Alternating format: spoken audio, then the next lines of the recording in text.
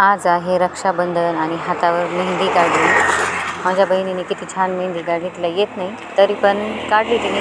छान डिझाईन काढली, मस्त काढली बघा डिझाईन. मग तिने शेवट अशी काढली आणि धुतल्यानंतर असा कलर झाला तिचा. किती मुलांची किती मस्ती चालू होती बघा. विवेकान सार्थकची, सार्थक काहीतरी म्हणतोय त्याला. खूप मस्ती केली त्यांनी. हे मग माझ्या हातावरची मेहंदी.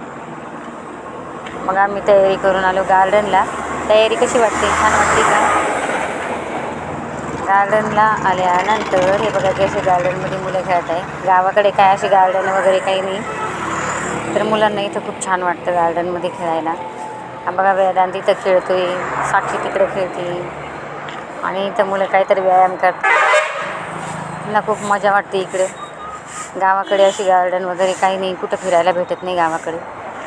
गार्डनला येण्याचा काही प्लॅन नव्हता, पण नंतर गार्डनला येण्याचा प्लॅन ठरला.